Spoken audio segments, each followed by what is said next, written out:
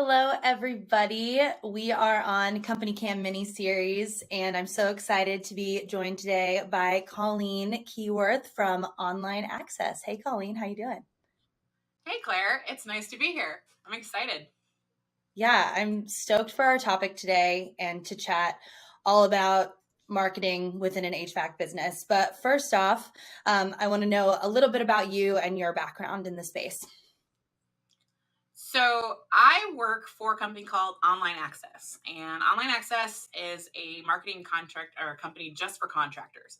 So, all we do is work for contractors, plumbing, heating, electrical, all over the US and Canada. We have about 500 plus contractors that we work with on a daily basis, and we've been doing it for over 20 years, which is crazy when you think of web age. Like, as far as like being in the space for 20 years, it's like going back to 2000, and I don't even, yeah, people had websites and they were template based and it was pretty basic, and we've been doing this a very long time. So one of the things that I get to do is I direct the sales and marketing for the company, and I've been working in this space for about 10 years now, but grew up in a contracting company. So the other side of Online Access is we also have our family HVAC contracting company called Vincent's Heating and Plumbing, and that's a 62-year-old family business that we have that we share a building with.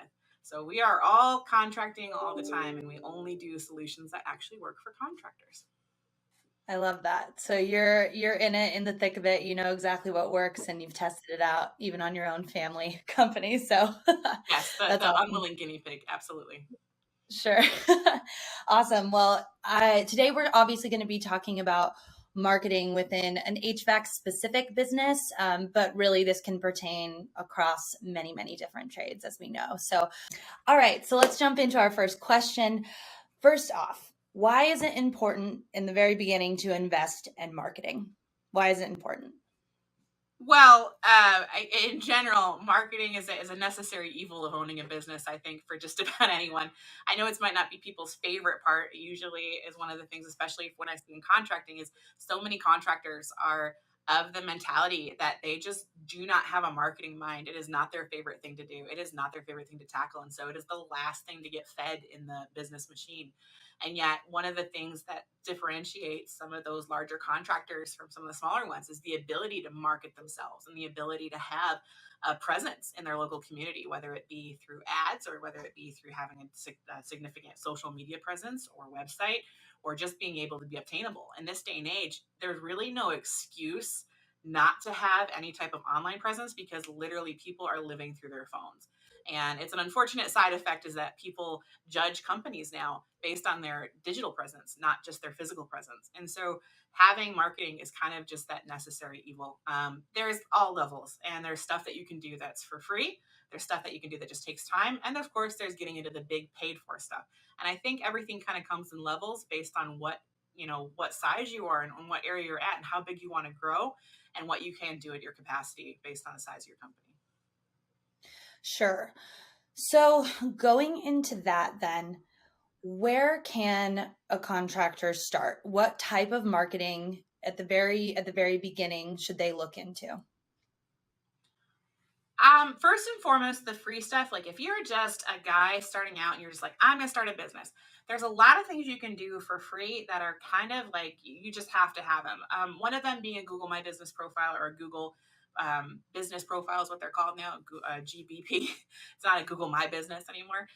But basically, they're the ability to list your company on Google, have a verified listing, get the postcard, be able to put your physical address in there, and start collecting reviews and put pictures up and be listed in their directory. And if you think about consumers nowadays, everybody is using their phones to find phone numbers and find contractors, and that has been one of the number one sources of business information is the Google My Business directory or Google Business Profile. And it is one of the things that no business has an excuse not to have one. Every business really should have one because it is such a big deal to finding people online, whether that be directions, phone numbers, getting reviews. It's such a vital part.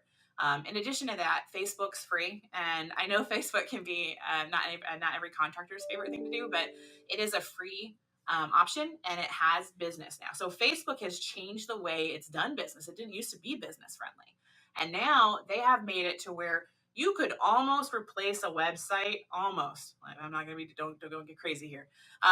With just having a Facebook, a Google business profile, all of these different things on there to make sure you have presence. Because the first thing most consumers are doing to look people up or to call anybody for service is they're going online. An example of this, I had to find a lawn person and I was so frustrated. I called 10 contractors in my area. I couldn't believe it. I was flabbergasted. I had to get somebody to do my lawn, and I have it's a pretty big, it's like an acre. So I mean, it's not a small lawn. It's a significant chunk. And so I was like, I just need somebody to do it this summer consistently. And so I started calling. I went to my phone, searched up lawn care Port Huron, and I started going through the list.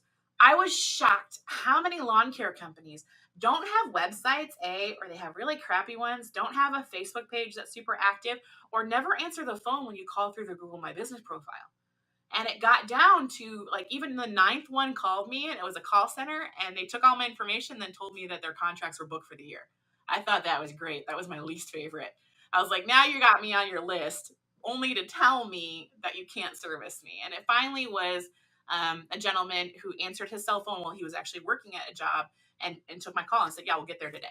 And like it was literally 10 phone calls in order to get somebody. And I was as a consumer super frustrated because I'm in it. But the thing is like people want instantaneous results. And we're at that age right now where that's what we're given, information at a breakneck speed.